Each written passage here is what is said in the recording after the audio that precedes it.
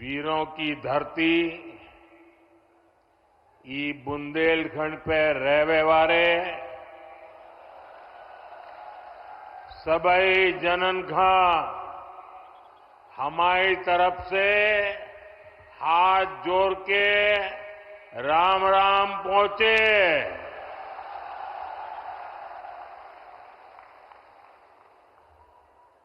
मध्य प्रदेश के गवर्नर श्रीमान मंगूभाई पटेल, यहां के कर्मठ मुख्यमंत्री भाई मोहन यादव जी, केंद्रीय मंत्री भाई Shivraj Singh ji, Virendra Kumar ji, CR Patil ji, deputy CM Jagdish Devda जी, राजेंद्र शुक्ला जी, अन्य मंत्रीगण, सांसदगण, विधायकगण, अन्य सभी महानुभाव, पूज्य संतगण और मध्य प्रदेश के मेरे प्यारे भाइयों और बहनों,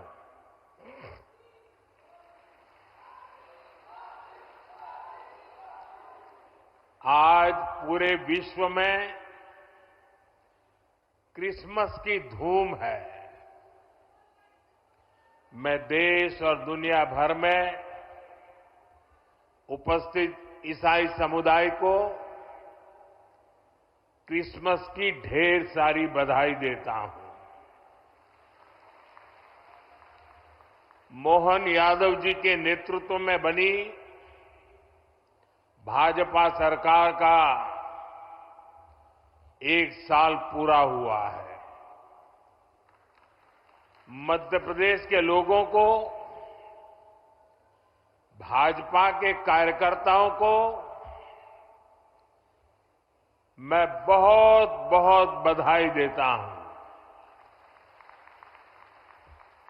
इस 1 वर्ष में एमपी में विकास को एक नई गति मिली है।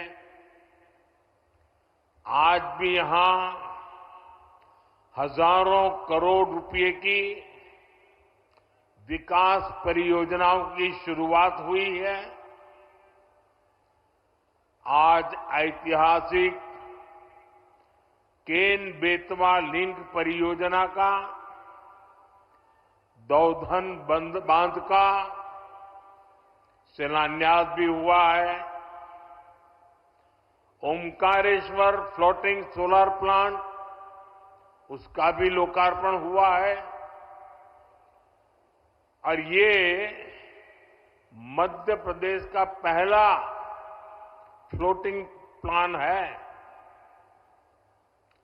मैं इन परियोजनाओं के लिए एमपी के लोगों को ढेर सारी बधाई देता हूं।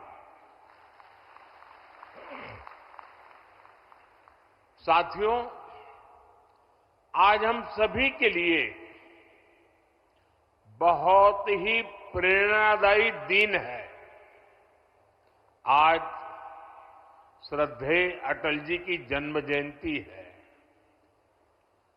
आज भारत रत्न अटल जी के जन्म के 100 साल हो रहे हैं। अटल जी की जयंती का ये पर्व सुशासन की, सुसेवा की हमारी प्रेरणा का भी पर्व है। थोड़ी देर पहले जब मैं अटल जी की स्मृति में डाक टिकट और स्मारक सिक्का जारी कर रहा था, तो अनेक पुरानी बातें मन में चल रही थी।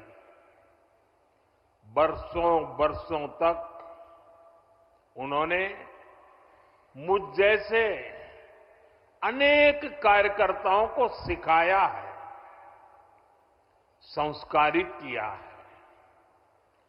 देश के विकास में अटल जी का योगदान हमेशा हमारे स्मृति पटल पर अमिट रहेगा। मध्य प्रदेश में 1100 से अधिक अटल ग्राम सेवा सदन के निर्माण का काम आज से शुरू हो रहा है। इसके लिए पहली किस्त भी जारी की गई है।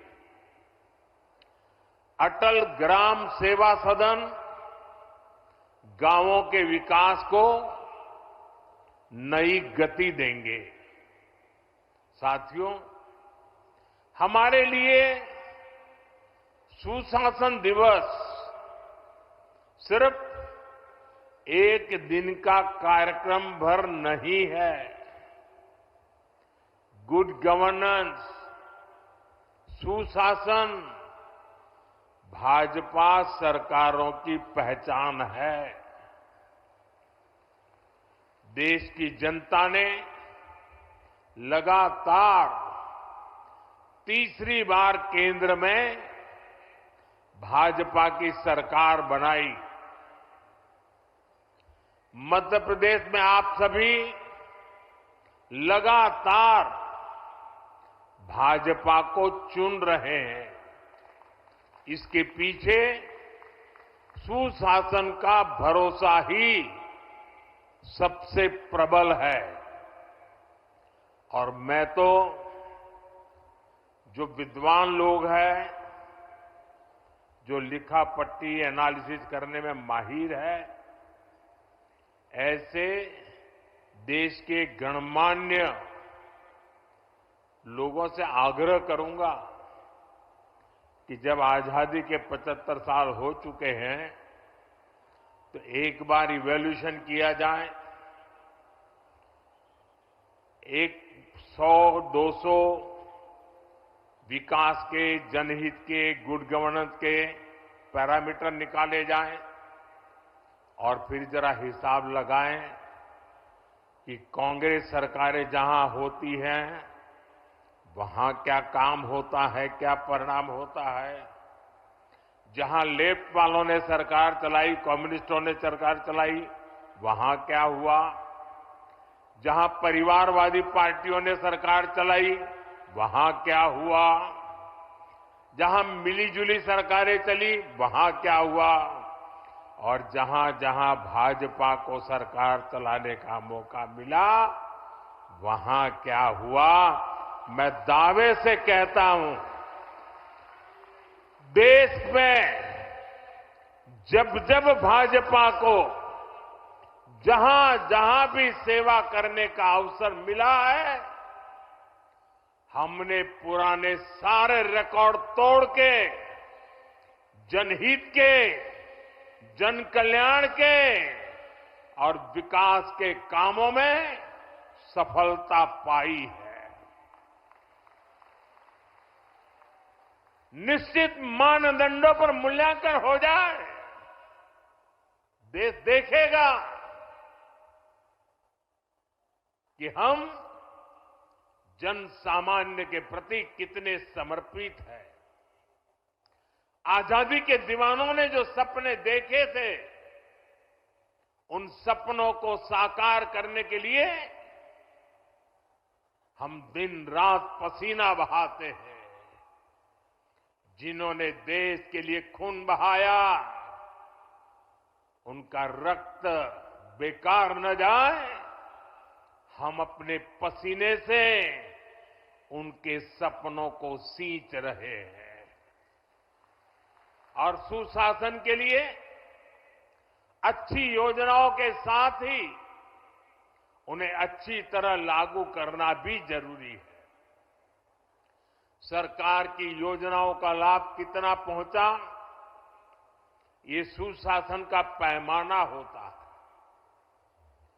अतीत में कांग्रेस सरकारें घोषणाएं करने में माहिर हुआ करती थी। घोषणाएं करना, फीता काटना, दिया जलाना, अखबार में तस्वीर छपवा देना, उनका काम वहीं पूरा हो जाता था और उसका फायदा कभी भी लोगों को नहीं मिल पाता था। प्रधानमंत्री बनने के बाद मैं प्रगति के कार्यक्रम का एनालिसिस में पुराने प्रोजेक्ट देखता हूं, मैं तो हैरान हूं। 35-35, 40-40 साल पहले जिसके शिलान्यास हुए, बाद में वहां 1 इंच भी काम नहीं हुआ। कांग्रेस की सरकारों की ना तो नीयत थी और ना ही उनमें योजनाओं को लागू करने की गंभीरता थी। आज हम पीएम किसान सम्मान निधि जैसे योजना का लाभ देख रहे हैं। मध्य प्रदेश के किसानों को किसान सम्मान निधि के 12,000 रुपया मिल रहे हैं। ये भी तभी संभव हुआ जब जन धन बैंक खाते खुले। यहां एमपी में ही लाडली बहना योजना है। अगर हम बहनों के बैंक खाते न खुलवाते, उनको आधार और मोबाइल से ना जोड़ते, तो क्या ये योजना लागू हो पाती? सस्ते राशन की योजना तो पहले से भी चलती थी।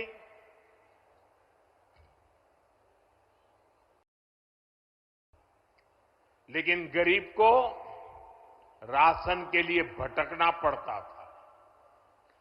अब आज देखिए, गरीब को मुफ्त राशन मिल रहा है, पूरी पारदर्शिता से मिल रहा है। ये तभी हुआ जब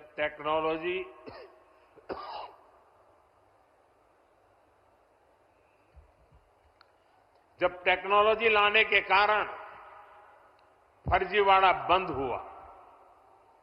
जब एक देश एक राशन कार्ड जैसी देशव्यापी सुविधाएं लोगों को मिली, साथियों, सुशासन का मतलब ही यही है कि अपने ही हक के लिए नागरिक को सरकार के सामने हाथ फैलाना न पड़े, सरकारी दफ्तरों के चक्कर न काटने पड़े।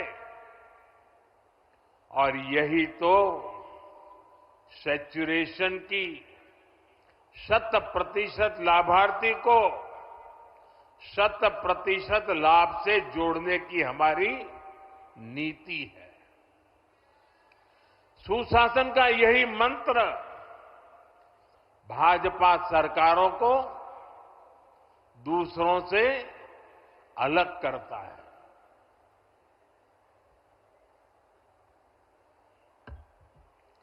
आज पूरा देश इसे देख रहा है, इसलिए बार बार भाजपा को चुन रहा है।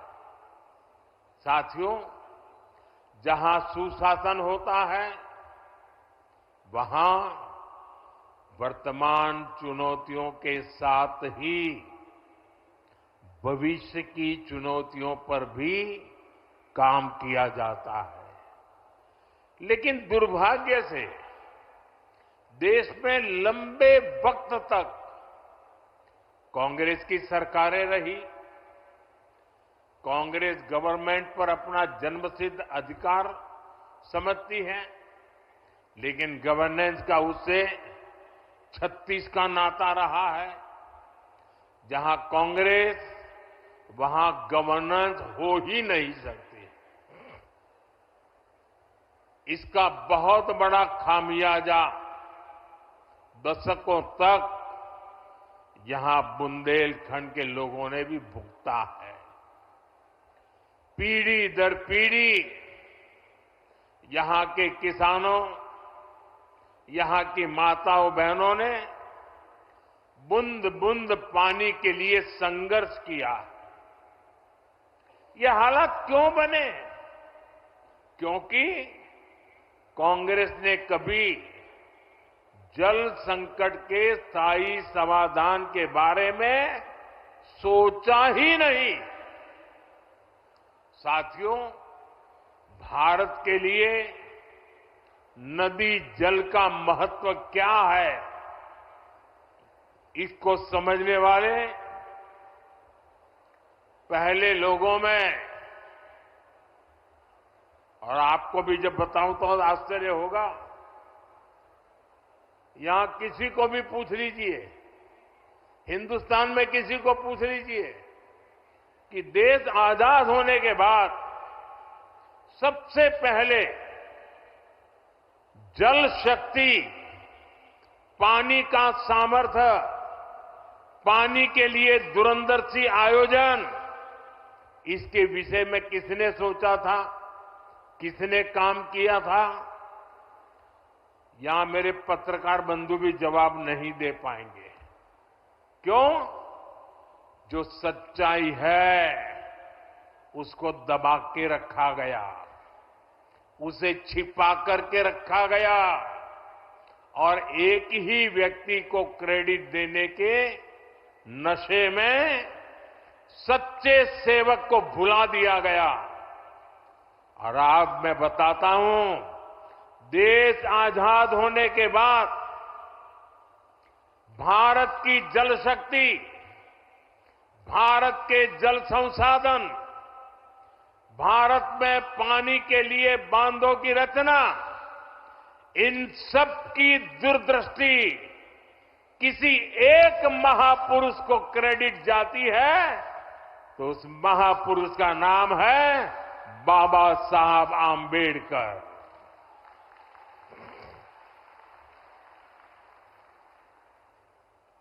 भारत में जो बड़ी नदी घाटी परियोजनाएं बनी, इन परियोजनाओं के पीछे डॉक्टर बाबा साहब आंबेडकर का ही विजन था। आज जो केंद्रीय जल आयोग है, इसके पीछे भी डॉक्टर आंबेडकर के ही प्रयास थे।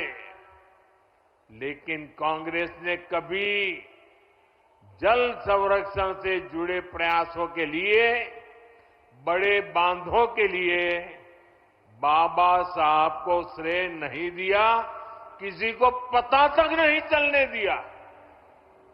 कांग्रेस इसके प्रति कभी भी गंभीर नहीं रही। आज 7 दशक बाद भी देश के अनेक राज्यों के बीच पानी को लेकर कुछ न कुछ विवाद है। जब पंचायत से पार्लियामेंट तक कांग्रेस का ही शासन था, तब ये विवाद आसानी से सुलझ सकते थे। लेकिन कांग्रेस की नीयत खराब थी, इसलिए उसने कभी भी ठोस प्रयास नहीं किए। साथियों, जब देश में अटल जी की सरकार बनी तो उन्होंने पानी से जुड़ी चुनौतियों को हल करने के लिए गंभीरता से काम शुरू किया था। लेकिन 2004 के बाद उनके प्रयासों को भी, जैसी अटल जी की सरकार गई, वो सारी योजनाएं, सारे सपने ये कांग्रेस वालों ने आते ही ठंडे बस्ते में डाल दिया। आज हमारी सरकार देश भर में नदियों को जोड़ने के अभियान को गति दे रही है। केन बेतवा लिंक प्रोजेक्ट का सपना भी अब साकार होने वाला है। केन बेतवा लिंक प्रोजेक्ट से बुंदेलखंड क्षेत्र में समृद्धि और खुशहाली के नए द्वार खुलेंगे।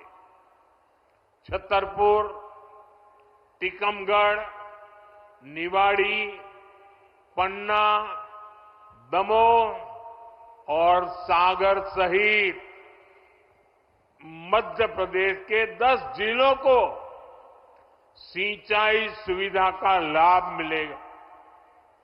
अभी मैं मंच पे आ रहा था, मुझे यहां के अलग अलग जिलों के किसानों से मिलने का मौका मिला। मैं उनकी खुशी देख रहा था, उनके चेहरों पे आनंद देख रहा था। उनको लगता था कि हमारी आने वाली पीढ़ियों का जीवन बन गया। साथियों, उत्तर प्रदेश में जो बुंदेलखंड का हिस्सा है, उसके भी बांदा, महोबा, ललितपुर और झांसी जिलों को फायदा होने वाला है। साथियों, मध्य प्रदेश देश का पहला राज्य बना है जहां नदियों को जोड़ने के महाअभियान के तहत 2 परियोजनाएं शुरू हो गई है। कुछ दिन पहले ही मैं राजस्थान में था। मोहन जी ने उसका विस्तार से वर्णन किया। वहां पार्वती, काली सिंह, चंबल और केन बेतवा लिंक परियोजनाओं के माध्यम से कई नदियों का जुड़ना तय हुआ है। इस समझौते का बड़ा लाभ मध्य प्रदेश को भी होने जा रहा है। साथियों, 21वीं सदी की सबसे बड़ी चुनौतियों में से एक है जल सुरक्षा। 21वीं सदी में वही देश आगे बढ़ पाएगा, वही क्षेत्र आगे बढ़ पाएगा जिसके पास पर्याप्त जल होगा और उचित जल प्रबंधन होगा। पानी होगा तभी खेत खलिहान खुशखुशाल होंगे। पानी होगा तभी उद्योग धंधे फलेंगे फूलेंगे। और मैं तो उस गुजरात से आता हूं जहां के ज्यादातर हिस्सों में साल में ज्यादातर समय सूखा ही पड़ता था। लेकिन मध्य प्रदेश से निकली मां नर्मदा के आशीर्वाद ने गुजरात का भाग्य बदल दिया। एमपी के भी सूखा प्रभावित इलाकों को पानी के संकट से मुक्त करना मैं अपना दायित्व समझता हूं। इसलिए मैंने बुंदेलखंड की बहनों से, यहां के किसानों से वादा किया था कि आपकी मुश्किलें कम करने के लिए मैं पूरी ईमानदारी से काम करूंगा। इसी सोच के तहत बुंदेलखंड में पानी से जुड़ी करीब 45,000 करोड़ रुपए की योजना हमने बनाई थी। हमने मध्य प्रदेश और उत्तर प्रदेश की भाजपा सरकारों को निरंतर प्रोत्साहित किया और आज केन बेतवा लिंक प्रोजेक्ट के तहत दौधन बांध का भी शिलान्यास हो गया है। इस बांध से सैकड़ों किलोमीटर लंबी नहर निकलेगी। बांध का पानी करीब 11 लाख हेक्टेयर भूमि तक पहुंचेगा। साथियों, बीता दशक भारत के इतिहास में जल सुरक्षा और जल संरक्षण के अभूतपूर्व दशक के रूप में याद किया जाएगा। पहले की सरकारों के दौरान पानी से जुड़ी जिम्मेदारियां अलग अलग विभागों के बीच बटी हुई थी। हमने इसके लिए जल शक्ति मंत्रालय बनाया। पहली बार हर घर नल से जल पहुंचाने के लिए राष्ट्रीय मिशन शुरू किया गया। आजादी के बाद 7 दशक में सिर्फ 3 करोड़ ग्रामीण परिवारों के पास ही नल से जल, नल कनेक्शन था। बीते 5 वर्षों में 12 करोड़ नए परिवारों तक हमने नल से जल पहुंचाया है। इस योजना पर अभी तक 3.5 लाख करोड़ रुपए से अधिक खर्च किया जा चुका है। जल जीवन मिशन का एक और पक्ष है जिसकी उतनी चर्चा नहीं होती, वो है पानी की गुणवत्ता की जांच। पीने के पानी को टेस्ट करने के लिए देश भर में 2100 वाटर क्वालिटी लैब बनाई गई है। पानी को टेस्ट करने के लिए गांवों में 25 लाख महिलाओं को ट्रेन किया गया है। इससे देश के हजारों गांव जहरीला पानी पीने की मजबूरी से मुक्त हो चुके हैं। आप कल्पना कर सकते हैं, बच्चों को, लोगों को बीमारियों से बचाने के लिए ये कितना बड़ा काम हुआ है। साथियों, 2014 से पहले देश में ऐसी 100 के करीब बड़ी सिंचाई परियोजनाएं थी जो कई दशकों से अधूरी पड़ी हुई थी। हम हजारों करोड़ रुपए खर्च करके इन पुरानी सिंचाई परियोजनाओं को पूरा करवा रहे हैं। हम सिंचाई के आधुनिक तौर तरीकों का भी उपयोग बढ़ा रहे हैं। पिछले 10 साल में करीब करीब 1 करोड़ हेक्टेयर भूमि को माइक्रो इरिगेशन की सुविधा से जोड़ा गया है। मध्य प्रदेश में भी पिछले 10 साल में करीब 5 लाख हेक्टेयर भूमि माइक्रो इरिगेशन से जुड़ी है। बूंद बूंद पानी का सदुपयोग हो, इसे लेकर लगातार काम हो रहा है। आजादी के 75 वर्ष पूरे होने पर हर जिले में 75 अमृत सरोवर बनाने का अभियान भी चलाया गया।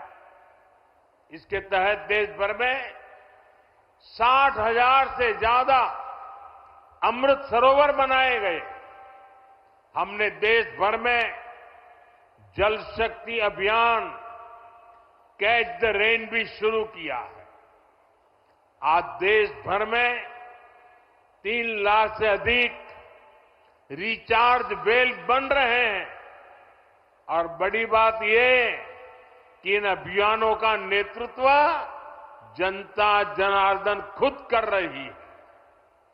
शहर हो या गांव, हर क्षेत्र के लोग इनमें बढ़ चढ़कर हिस्सा ले रहे हैं। मध्य प्रदेश सहित देश के जिन राज्यों में भूजल स्तर सबसे कम था, वहां अटल भूजल योजना चलाई जा रही है। साथियों, हमारा मध्य प्रदेश टूरिज्म के मामले में हमेशा से अव्वल रहा है और मैं खजुराहो आया हूं और पर्यटन की चर्चा ना करूं, ऐसा भला हो सकता है क्या? पर्यटन एक ऐसा सेक्टर है जो युवाओं को रोजगार भी देता है और देश की अर्थव्यवस्था को भी ताकत देता है। अब जब भारत दुनिया की तीसरी बड़ी आर्थिक शक्ति बनने जा रहा है, तो दुनिया में भारत को लेकर जिज्ञासा बढ़ी है। आज दुनिया भारत को जानना चाहती है, समझना चाहती है, इसका बहुत अधिक फायदा मध्य प्रदेश को होने वाला है। हाल में एक अमेरिकी अखबार में एक रिपोर्ट छपी है, हो सकता है मध्य प्रदेश के अखबारों में भी अब वो नजर आई हो। अमेरिका के उस अखबार में छपी खबर में लिखा गया है कि मध्य प्रदेश को दुनिया के 10 सबसे आकर्षक टूरिस्ट डेस्टिनेशन में से एक बताया गया है। दुनिया के टॉप 10 में एक मेरा मध्य प्रदेश। मुझे बताइए, हर मध्य प्रदेश वासी को खुशी होगी कि नहीं होगी? आज का गौरव बढ़ेगा कि नहीं बढ़ेगा? आपका सम्मान बढ़ेगा कि नहीं बढ़ेगा? आपके यहां टूरिज्म बढ़ेगा कि नहीं बढ़ेगा? गरीब से गरीब को रोजगार मिलेगा कि नहीं मिलेगा? साथियों, केंद्र सरकार भी लगातार प्रयास कर रही है कि देश और विदेश के सभी पर्यटकों के लिए सुविधाएं बढ़े, यहां आना जाना आसान हो। विदेशी पर्यटकों के लिए हमने ई वीजा जैसी योजना बनाई है। भारत में जो हेरिटेज और वाइल्ड लाइफ टूरिज्म है, उसको विस्तार दिया जा रहा है। यहां मध्य प्रदेश में तो इसके लिए अभूतपूर्व संभावनाएं हैं। खजुराहो के इस क्षेत्र में ही देखिए, यहां इतिहास की, आस्था की अमूल्य धरोहरें हैं। कंदरिया महादेव, लक्ष्मण मंदिर, 64 योगिनी मंदिर, अनेक आस्था स्थल है। भारत के पर्यटन का प्रचार करने के लिए हमने देश भर में G20 की बैठकें रखी थी। एक बैठक यहां खजुराहो में भी हुई थी। इसके लिए खजुराहो में एक अत्याधुनिक अंतर्राष्ट्रीय सम्मेलन केंद्र भी बनाया गया। साथियों, केंद्र सरकार की स्वदेश दर्शन योजना के तहत मध्य प्रदेश को सैकड़ों करोड़ रुपए दिए गए हैं ताकि यहां इको टूरिज्म सुविधाओं का, पर्यटकों के लिए नई सुविधाओं का निर्माण हो सके। आज सांची और अन्य बौद्ध स्तंभों को बौद्ध सर्किट से जोड़ा जा रहा है। गांधी सागर, ओमकारेश्वर डैम, इंदिरा सागर डैम, भेड़ाघाट, बाणसागर डैम, ये इको सर्किट का हिस्सा है। खजुराहो, ग्वालियर, ओरछा, चंदेरी, मांडू ऐसे स्थलों को हेरिटेज सर्किट के रूप में कनेक्ट किया जा रहा है। पन्ना नेशनल पार्क को भी वाइल्ड लाइफ सर्किट से जोड़ा गया है। बीते वर्ष तो पन्ना टाइगर रिजर्व में ही करीब 2.5 लाख पर्यटक आए हैं। मुझे खुशी है कि यहां जो लिंक नहर बनाई जाएगी, उसमें पन्ना टाइगर रिजर्व के जीवों का भी ध्यान रखा गया है। साथियों, पर्यटन बढ़ाने के सारे प्रयास स्थानीय अर्थव्यवस्था को बड़ी ताकत देते हैं। जो पर्यटक आते हैं, वे भी यहां का सामान खरीदते हैं। यहां ऑटो, टैक्सी से लेकर होटल, ढाबे, होम स्टे, गेस्ट हाउस, सभी को फायदा पहुंचता है। इससे किसान को भी बहुत फायदा होता है, क्योंकि दूध, दही से लेकर फल, सब्जी तक हर चीज के उन्हें अच्छे दाम मिलते हैं। साथियों, बीते 2 दशकों में मध्य प्रदेश ने अनेक पैमानों में शानदार काम किया। आने वाले दशकों में मध्य प्रदेश देश की टॉप इकोनॉमीज में से एक होगा। इसमें बुंदेलखंड की बहुत बड़ी भूमिका होगी। विकसित भारत के लिए विकसित मध्य प्रदेश बनाने में बुंदेलखंड का रोल अहम होगा। मैं आप सभी को भरोसा देता हूं, डबल इंजन की सरकार इसके लिए ईमानदारी से प्रयास करती रहेगी। एक बार फिर आप सभी को ढेर सारी शुभकामनाएं। ये आज का कार्यक्रम है ना, इतना बड़ा कार्यक्रम, इस कार्यक्रम का मतलब मैं समझता हूं।